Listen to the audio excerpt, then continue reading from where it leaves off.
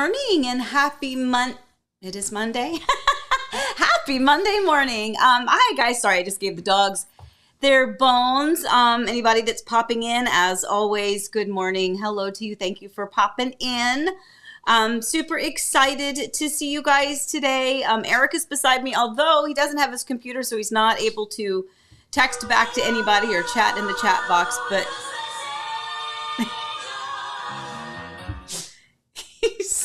he's here and he's in his full form. Anyway, dogs have bones. Hopefully we are going to have a good little coffee time together. Speaking of coffee time, I have my very old, this came as a set of 2. I think I got these from Kohl's like a long time ago. I think this one's green and says Be Merry. I think there was a red one that said Merry Christmas or something. That one broke, but this is still one of my favorite Christmas mugs, but it's blazing hot coffee at the moment. So I had the little top twisted so that it would stay warm. However, it didn't let any of the heat escape. So it's blazing hot. So cheers to you guys. Good morning. Merry Christmas. Speaking of that, by the way, before I forget, we are not going to have coffee time next Monday, which will be December 23rd. Don't freak out. We'll find ways to update if there's anything to update, but we don't plan on having one on Monday. We'll have a full family in town, and we're just going to try to enjoy those couple days before Christmas and, and give you guys some time to enjoy your Monday morning as well. Because, you don't enjoy it with me. I get it. Okay. Anybody that may have popped in, Deborah, Miss Arlene, John and Pam, you guys popped in. Anybody else that I may have missed, good morning. And thank you for joining us today on Coffee Time. So I've got my coffee. I've also got my Diet Coke because we are to that point in my morning. Dogs have bones. Eric is over here. So why don't we get started? But before we do, one thing we did not add to our list, we always talk about kind of last week. Well, last week involved a lot of Eric stuff, which we'll talk to when we give you the Eric update. But what we didn't mention anywhere in the show that's coming up is that Allie had another hospital episode on Monday night. So last Monday after coffee time, I don't even know, Allie, if you're here, you can kind of join in and tell us when those pains started happening. But Allie was back in the hospital Monday night, and I don't think she came home until Wednesday night. So all of that bit chaotic. It was a stressful week. Some gallbladder pains, and she's now being referred to Eric's same liver specialist. So she'll be. But it's not the same issue. No, it's not the same issue. No, not the same issue, Eric. Very good. He doesn't want anyone to think it's the same issue. It's not the same issue. It's probably gallstones, but anyway, they're gonna refer her to the liver specialist so we can go there and get her some good treatment as well, or at least figure out what the heck is going on with her. So last week was a bit insane. Almost every day is insane, and I tell you, when the day is over, and with real estate, with these 2 phones that I have here, it never really seems to end, and that's okay, except sometimes it's not okay. There are times when, the day is over, I'm exhausted, Eric is exhausted, there's been a lot going on, a lot to deal with, a lot to juggle, and then I'll come up here and I'm like, okay, I'm done, and I'm ready to kind of like chill for the night, and then all of a sudden text messages start coming, and I'm like, oh. So it just kind of is a perpetual cycle, a perpetual circle. So it was a tough one last week. So, but the good news is not that I wanted Allie to be in the hospital, but I got a lot of Easton time. I got to hang on to my little buddy and just smooch on him and rock him and feed him and play with him. And we had a good time. So that is absolutely one of the perks and the benefits of being right here so close to those grandbabies and to my kids. And speaking of my kids, this is also not on it. And then I promise we're going to get to our coffee time topics. Everybody send out your positive thoughts. So Dawson successfully drove back from JMU home on Friday. Was it Friday? Yes. He drove the whole way Friday all by himself. Good gracious. And then he spent the night here, obviously at home. And then he's been in Miami over the weekend for a concert series that he loves to go to every year. And he just texted a little while ago. He's going to be driving back from Miami this morning. And then my oldest son, Forrest, is probably not watching Coffee Time. He's probably packing up those last few things, and then he's going to be heading here to spend almost a month, maybe about a month with us through Christmas, and then through the Disney Marathon, because, you know, he's going to run the Disney Marathon again. So anyway, so lots going on in our house. I hope in your case, you've got a lot of excitement with kids coming back, or grandkids, or just family, or maybe you're going somewhere to visit some family and friends. And if you happen to find yourself alone over the holiday season, you know we love you and we're thinking about you, and you know, you're joining us here virtually. So Merry Christmas and Happy Holidays. All right, let's get going to our brewing topic, shall we?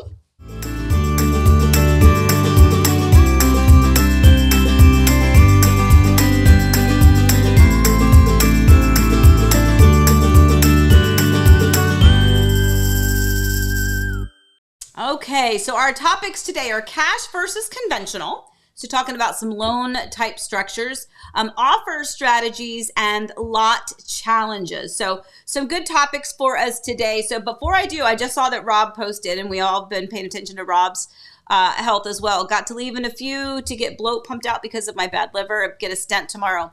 All right, Rob, we are thinking about you and sending you lots of positive thoughts. Eric will tell you, if you haven't had a stent placed before, you know, honestly, it's you don't remember a thing.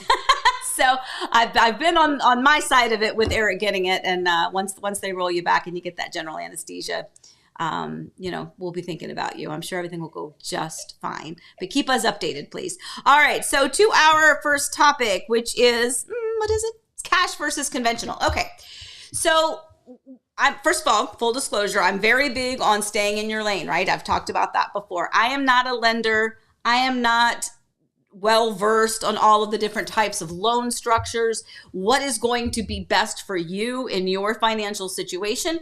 That is why you should speak to a lender about what is going to be most financially beneficial to you. There are people that can afford to pay cash, but maybe they decide to do a mortgage. Maybe there are people who pay mostly cash and take out a small mortgage.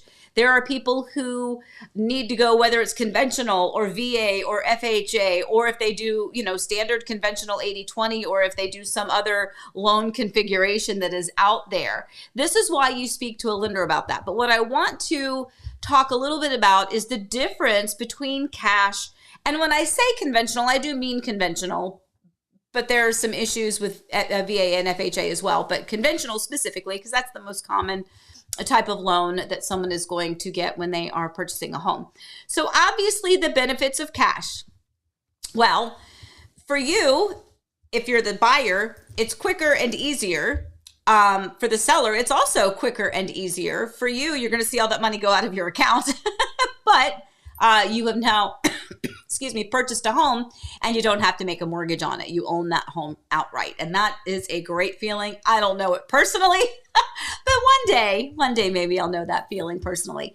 But what I want to tell you is about the purchase process and the closing process. And when you are purchasing cash, if you are the seller and you have someone that gives you a cash offer, a lot of times in a market that's not super competitive, it's not super crazy active, most likely somebody with a cash offer is going to come in lower because they know that they've got that golden ticket. They're like, hey, we're cash. We don't need an appraisal. We can close very quickly, sometimes in 2 to 3 weeks, sometimes sooner. Believe it or not, I had a client close in like 3 days with a builder, and it was cash. I don't know how it happened. They got it done. Of course, it was to the end of the year, so that's probably why they wanted to get it done. But there are definite benefits with cash.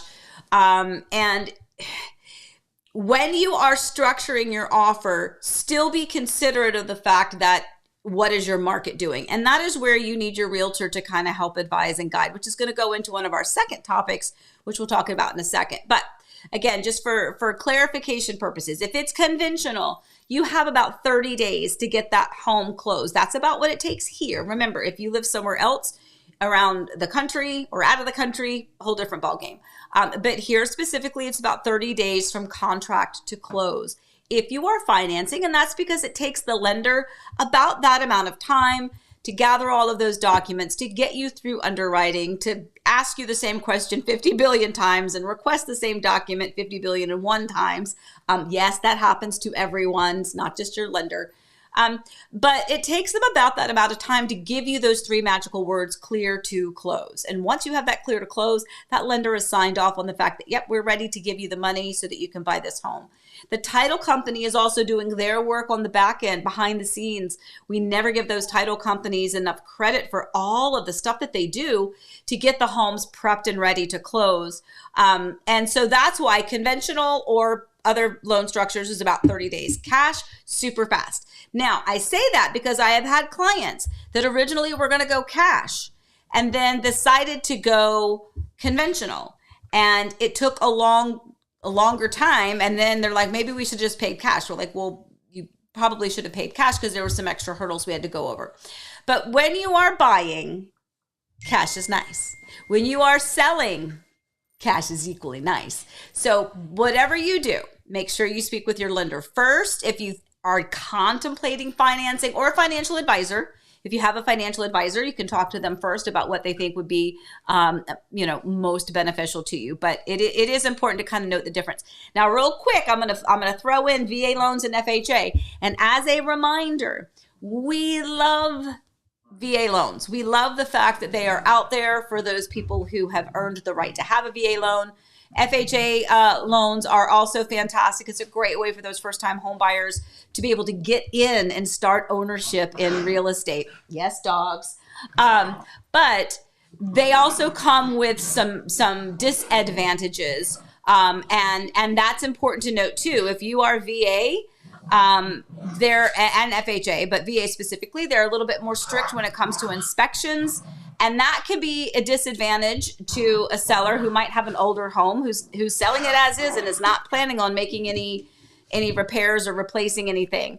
And it also could be that they're more conservative with their appraisal. So if we are, in a market where things are going kind of at market value, maybe even a little bit above, and then you get a VA loan offer in there, and we know that it's going to be tough to get that home to appraise, and that VA loan is going to be a little bit more conservative, we may have a seller who's less inclined to take your offer. I'm not saying that's right. I'm just telling you like it is. And I've come across that many times. And so when you are doing that, we're going to go to our second piece of it, which is offer strategy. So when we talk about that, so let's say we do have a situation where maybe it's a little less desirable. Maybe you do have a VA loan. Maybe you want to come in under asking. We just have to be very strategic with that. And there's not the same rule. It is not cookie cutter. And any real estate agent that tells you, oh, this is what I do, they're not thinking about the full picture. They're not thinking about the motivation of the seller. They're not thinking about maybe the days on the market. Maybe they haven't done their own due diligence and done the deep data dive that we do on the property to see where we feel like it might appraise or where we might feel more comfortable. If it had been our listing, what would we have suggested to our seller, whether it was higher, lower, or right on the market? And by the way, it's been both, or all three rather. We've told our clients, hey, I think it's overpriced. Hey, I think they have that priced lower. I actually would have priced it higher. And then we've got others where we're like, you know what, they're right on. They're right about where we would have listed it too. And I think that's important because part of it is you're looking for that peace of mind, wanting to know that you are that you're purchasing something. You're not necessarily overpaying. You're getting a good value for it. And that leads us to the offer strategy. And Eric has a great phrase that he has said all the time. We've told our kids, we tell our students, well, like I had students, what are you trying to accomplish?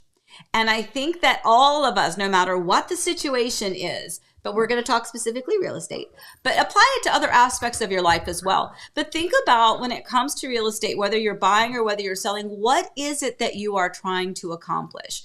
Are you trying to sell the home extremely quickly because you were in a desperate, dire situation and you need to get that home sold?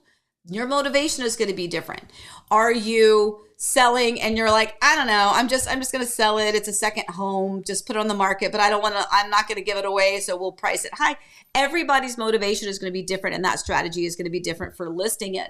And when it comes to the buyer's end of it, their buying strategy is also going to be different. If you were like, oh my gosh, this is my house. I've looked everywhere. We've looked forever. This is the right house at the right price in the right location at the right time. I have to have it. Then our offer strategy needs to mirror what you want. And it doesn't mean that you have to give your, firstborn child and, blood. It just means that we want to make sure that we have a very desirable, a very visually appealing and financially appealing offer to that seller in order to get it accepted. People have this misconception that you are supposed to come in under asking and that the seller is supposed to counter back and that you are supposed to do this game. And guys, yes, that can happen. Yes, that may be what a lot of people think and feel. And maybe there are some scenarios where that's absolutely the right strategy.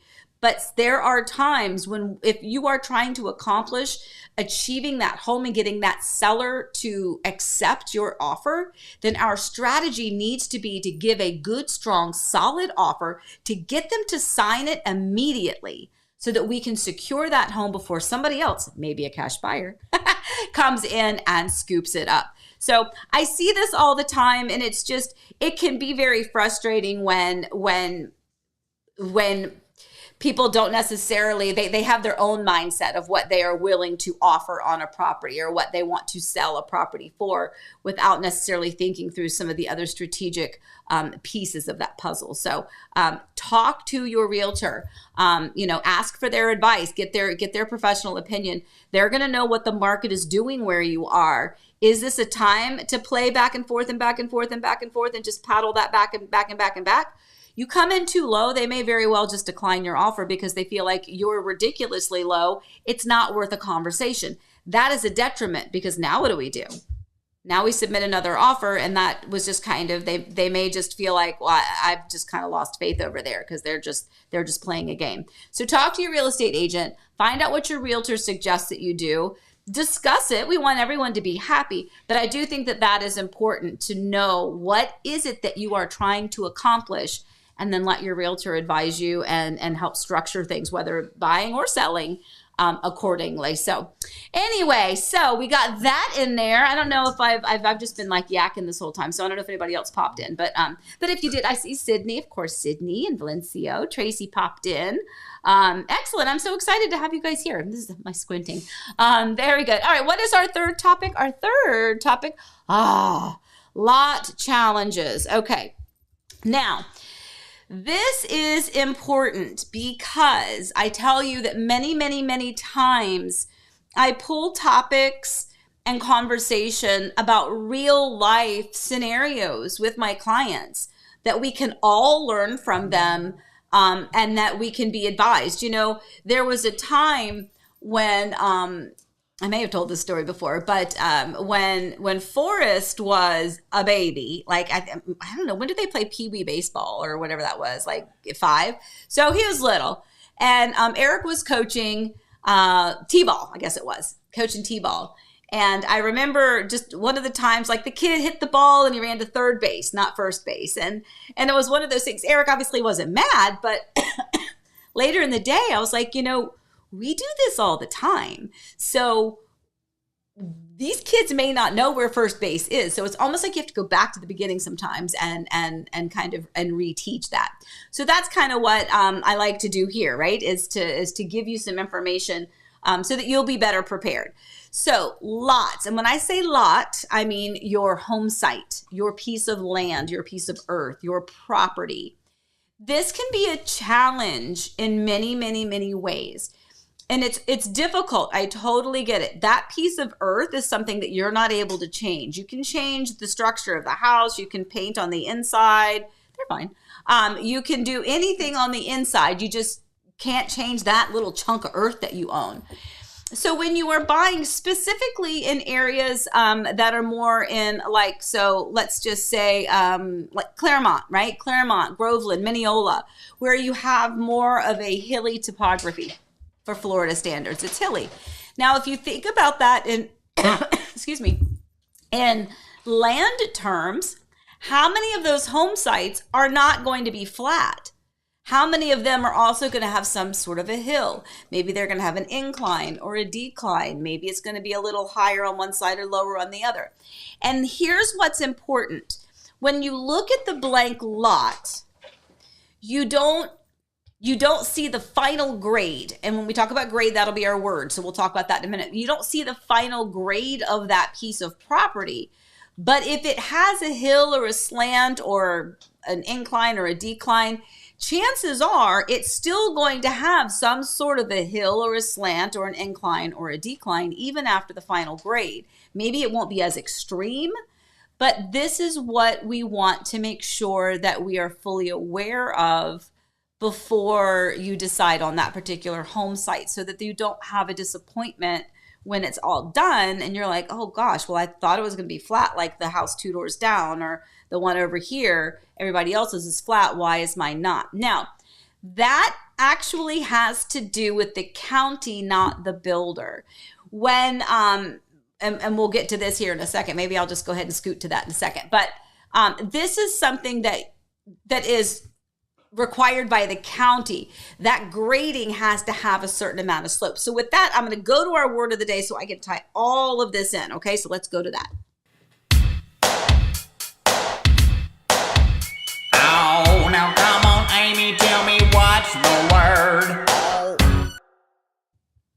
Okay, so grading and survey. So I'm going to this because this ties into the lot that we are talking about.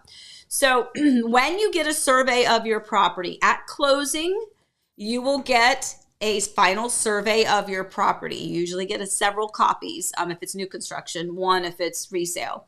On that survey, it not only is going to note your property lines, the rear, the front, the right, the left, but it's also going to note the setback or the easement.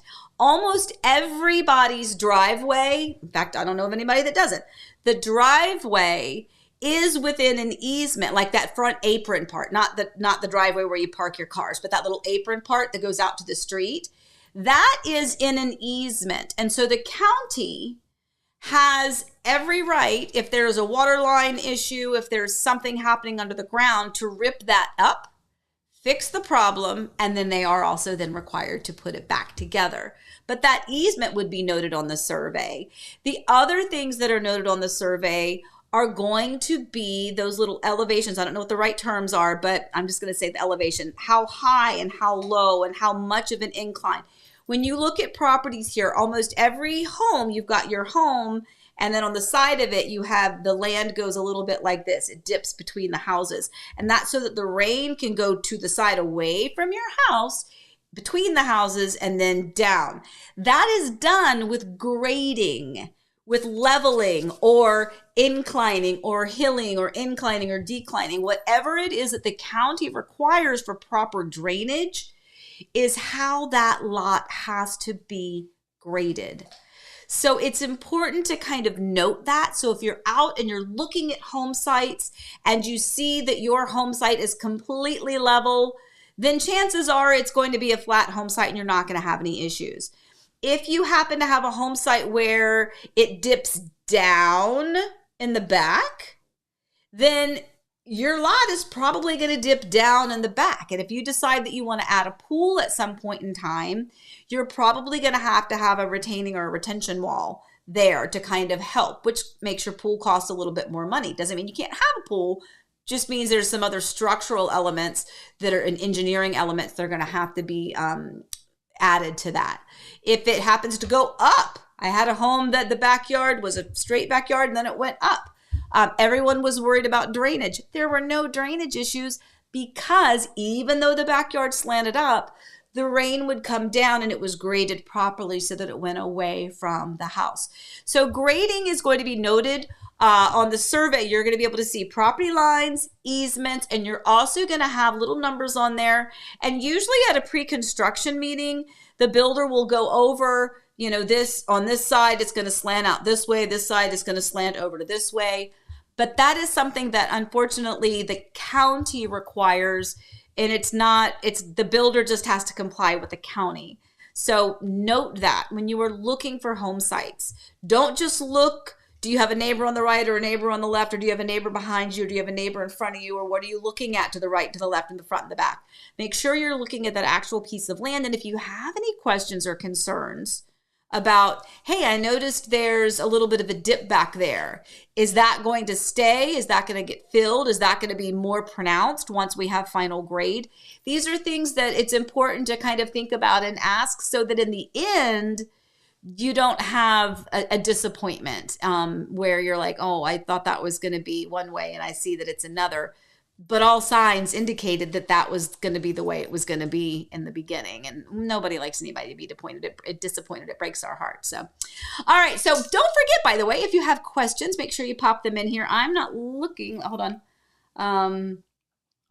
Rob says, how's Eric doing? Need to leave in 15 minutes. Okay. I tell you what, why don't we can we do an Eric update? Sure. We'll do the Eric update now because Rob's got to go. And I know you guys are, I'm still here. Oh, he is still here. But wait, I don't want to do that. I put your camera on you. Eric update. Here we go. There it is. All right. So the big news you want to talk about, you want me to do it? You want me to do it? Okay. Eric says me. All right. On our way on Wednesday, by the way, I didn't even really talk about that. Oh yeah, we did. It's right here. Procedure for stents. So on our way on Wednesday to the doctor for the ERCP to get or whatever you call it, to get the stents taken care of, which by the way, they did have to take care of. We're driving and we get a phone call from Miami. So Eric's appointment is January 7th. I think at 1:30. So we're going to be driving to Miami after the first of the year on January 7th. We don't know what this means. I mean, we're just super stinking excited. We are hoping that at this point they've already looked at and reviewed all of Eric's file, his reports, Well, so what it means is we're going to know, am I going toward transplant or am I going toward palliative care? So it's a big day. It's a big day for us. So we are excited about that. Very hopeful, very optimistic that we're going to get some good news and we're going to have a definitive course of action, because even if they're like, yes, you need a transplant. Yes, we're going to get you a transplant, but we need to do something to that tumor first. Then we can again get that information from the people who would be doing the transplant as to what exactly needs to be done during his chemo treatments. Are we going to do the immunotherapy? Are we going to do radiation? Because we've been holding off, waiting to find out when the transplant going to happen, so that will dictate stuff. The other piece of it, the procedure, they're fine. Doing your hair clip. Oh my goodness, Daisy J. I'll get it. Hold on. Pardon us. She got my hair clip. She can't have that. She cannot have that. Anyway. Okay. She got my hair clip. Oh well. The Wednesday when Eric went, and I'll just give you the quick little update here. So the original plan, the thought was that they would be placing a third stent. He had two. Installing is fine. Is it? I don't know. Placing, I feel like, is better. Was it about a month ago, though? About a month ago about a month ago is when they went in and they replaced the stents and put in some larger ones. They put in two. This time, they had said when they did that one that they wanted to keep an eye on the bilirubin counts, and if they weren't really going down, they may need to put in a third stent. So we kind of were going there with the expectation that the third stent was going to be what they were doing. But when we got there, ultimately, the doctor, who's amazing, by the way, really, it's kind of you make that call when you are in the process of the procedure. And what had happened was the two stents that they placed about a month ago migrated. That was the word he used, meaning they moved. And where they moved was not working perfectly for Eric. So they removed both of those stents and put in two more. It's okay, baby. Put in two more. And so we're just kind of crossing our fingers that will help do the trick, that these will be placed a little bit better, or they'll be a little bit more stationary so that they can function. Eric had fluids on Friday. Was it fluids? Fluids on Friday, but he has chemo this week. On Friday. So lots going on. But just so you know, Rob, again, the stents, he's had that procedure many times now. And you'll be just fine. So you just let us know if there's anything you need. I know you have us on Facebook too, so feel free to reach out even if it's not coffee time. Let us know how you're doing. All right, so let's see. Oh, Gary Wandry, are you back? You're back? Oh, yes, today's the 16th. Yes, Gary, you were going to go away. Gary Wandry, last test, high ALT and AST test, liver must be something in the water. No, are you serious? Now endless blood work. Gary, what is going on with all of us? Can we just have like a little group hug here right now? Oh, right?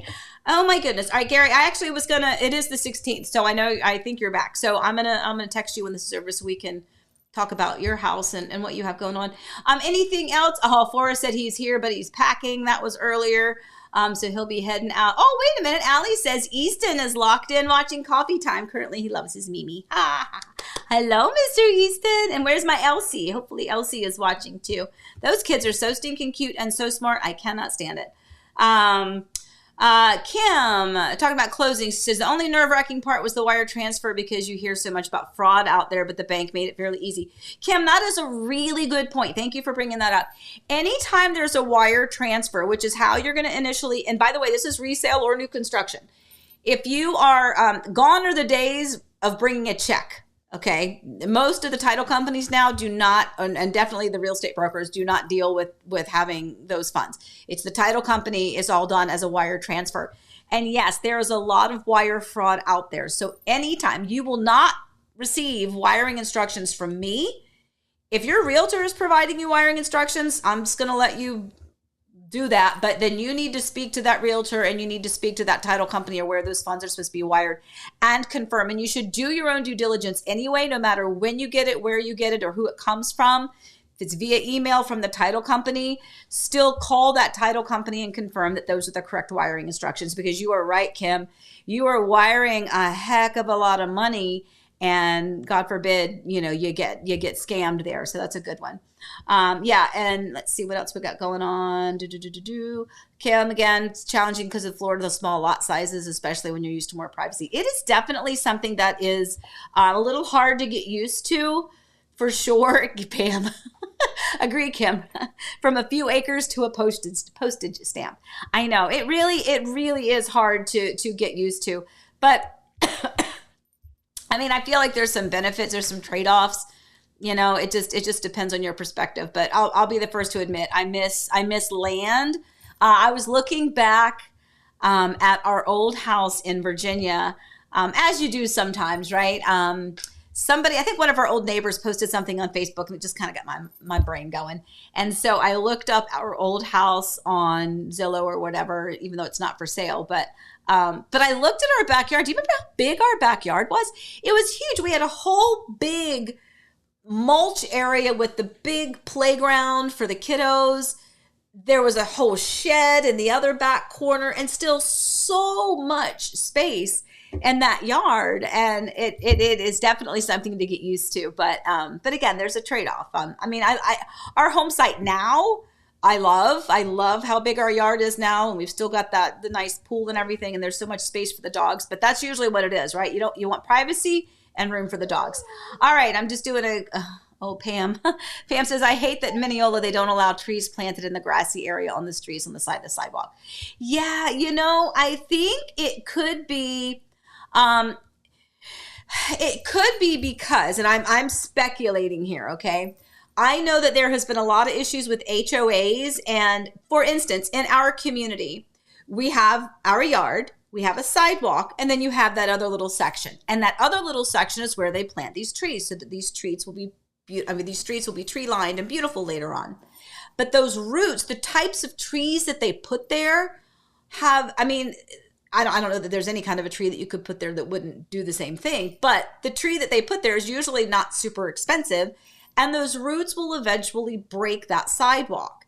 And it just ends up becoming a big nightmare, because theoretically, even though I don't own that property on the other side of the sidewalk, I'm responsible for maintaining it, including the tree that they planted there.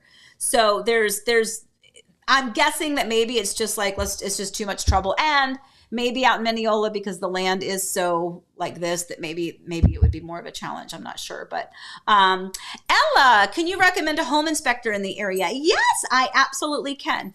There are two companies that I use all the time and that I refer my clients to all the time. In both cases, they are just companies that I use. I don't get anything from it other than me knowing that you're going to have a good inspector. One of them is Hero Home Inspections. They do a lot for my clients. And then the other one is Central Florida Building Inspectors. That's who I use the majority of the time. That's who I've had do my own home, my kids' homes. They have quite a few inspectors, and both companies do, by the way. Both companies, very easy to schedule your home inspection online. Very transparent with the pricing. Again, really why I like the Central Florida Building Inspectors website specifically. Very easy. You do your residential inspection, you click that button, it tells you how much it is, and it's based off of the size of your home, by the way. So if you've got a little home, that inspection is obviously not going to be the same as a home that's 5,000 square feet. So it goes ahead and calculates what that residential inspection is, and then it allows you to add things. Is there a pool? Do you want the pool inspection? Do you want a sewer scope? Do you, any other things that you might want to have added to that? If it's on septic, do you want a septic inspection? There's a lot of different things. So I would say Hero and Central Florida Building Inspectors are both good companies to use. There are a lot more out there, by the way, but those are the two. I am a creature of habit, and I am always, if it's not broke, don't fix it. I have established relationships with these companies. I feel confident giving that information to my clients. They've all had good experiences with them. There was an inspector once that I used to use, and then there was an issue, and I don't necessarily recommend them anymore. So these are two that I use. So hopefully that helps, Ella. Hero and Central Florida Building Inspectors. If you need more help, you can text me at 407-848-8042. I'll pop that up somewhere. I don't really know how, but anyway, 407-848-8042. Text me and I can send you both the links to both of those companies if that would be helpful to you. Okay, moving on. Let's see. Was there anything else I didn't? Oh, Scoop, yeah, what's your watching? Yep. Okay, I'm going to do what I'm watching.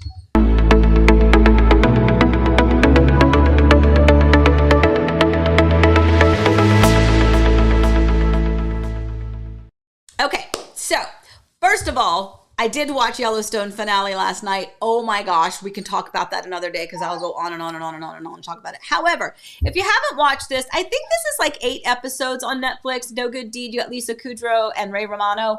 It was actually really good. It was a great watch with 8 episodes. It's just kind of a nice little thing just to kind of keep yourself busy. I enjoyed it very much. I like both of them as actors. And I was kind of excited. So I had this on the little, little notify thing where it would let me know when this came on. I think it started on Friday, maybe. I don't know. Anyway, so I watched that. So that's a good one if you're looking for something to watch. But I did watch Yellowstone. Oh yeah, that was a good one. Okay. Remember, if you have any questions, I thought I saw another one in there. I'll look in a second. But let's move on to the scoop.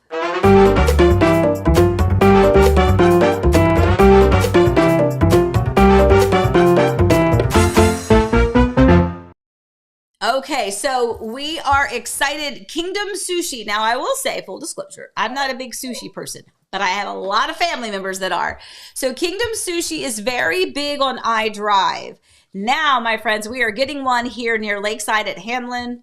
I don't have the button. Sorry, Kingdom Sushi. But yeah, there's one that's on iDrive that is very, very, very popular. Lots of great things about that. So we're excited that that's going to be coming here. I can tell you every week we get excited when new businesses choose to join us here in Disney's backyard and make our little community a great place to live and to shop and to eat. Clearly, I know my daughters will be super excited about that. All right, perfect. Okay, so I wanted to go. Is your Christmas still free of treatment? Oh, Jane, is our Christmas still free of treatments? You know what, honey? No, I don't think so. I think, well, last I looked, and I will say almost every week we have to go back and re-look at it just to make sure, because if there's a scenario where his blood work doesn't look great and they cancel chemo for the day, then everything kind of changes.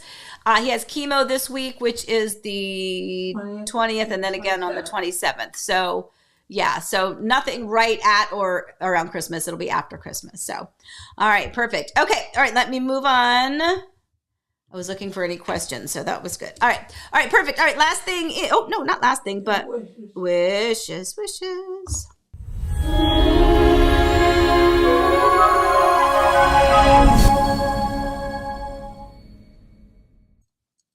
Okay, lots of wishes this week. We have Nyaka and Mario. Finally, oh my gosh, these are one of those scenarios where it was June. By the way, it was June. I met them out at Trinity Lakes out in Groveland.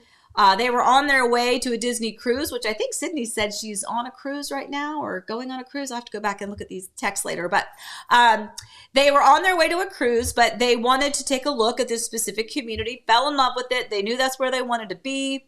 So they went on their cruise. They came back. We've been keeping an eye on things. They got their pre-approval. They are prepped and ready. Called my contacts there with Trinity Family Builders. So thank you, Larry and Allison, for getting them locked in. There was one Sims floor plan left. It was the one they had their eye on about a month or so ago while it was still under construction. And everything just right here for the holidays got tied up in a beautiful bow. So they are officially contracted on that home that they've had their eye on for a while. So I'm so excited.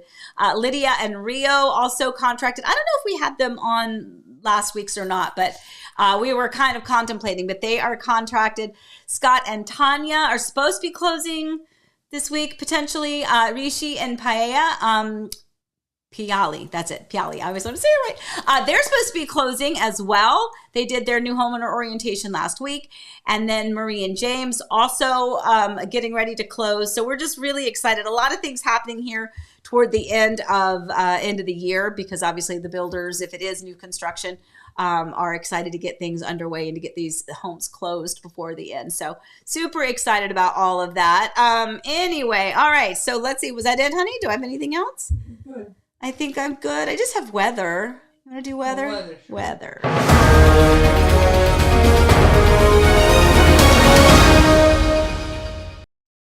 Oops, sorry. I was drinking my coffee, which is now cold. Okay. All right, so here is our weather forecast here for Disney's backyard. So question, now it's winter, we don't know. So it's 80 degrees during the day, 80, 81, 80, 76, 74. Ooh, 66 and 64 on Saturday and Sunday. Even in the evenings overnight, we're still in those 60s. Maybe Saturday is the first day of winter. Saturday is the first day of winter. Yeah, well, okay. 66 and 50s, not that cold, but again, that's why people choose to make Florida their home, especially those that are up north. They just love to be able to come here and have the milder temperatures during what is typically the freezing cold depths of winter, snow and ice and all of that jazz in the northern states. So, come on down, come join us in our winter where it's not gonna snow. It's just not, guys. So anyway, all right, my friends. Well, I am going to go get Eric to rest because this is a lot for him. I can speak for him, where I will just tell you that he is so appreciative of everything that you guys do, you think, you say, you send, the prayers you send out, the well wishes that you send his way. Very, very, very grateful for that. As a reminder, we will not have coffee time next week, only because it's going to be right before Christmas and we're going to try to focus on family that day. I will keep you updated. We'll make sure Allie does a great job with our social media. So if there's anything to report, anything to say, we'll find a way to let you guys know. And as always, you can just text me directly at 407-848-8042. Otherwise, we will see you after Christmas, right? And we'll be even closer to our January 7th Miami date. And then we'll be able to, hopefully share some really, really, really good news. And we'll kind of keep you guys informed. So, all right, guys, as always, we really do appreciate you guys. Thank you for joining us on another Monday Coffee Time. I hope you guys have a wonderful, wonderful, wonderful Christmas. Enjoy it with all of those that you love and hold dear, whether they're far away or whether they're sitting right next to you. We love you, and we are thinking about you, and we are wishing you a wonderful, wonderful, wonderful Christmas. We love you guys. Have a great day. Please stay safe, stay well. Remember, we love you here at the Kidwell House, and happy house hunting. Bye, guys.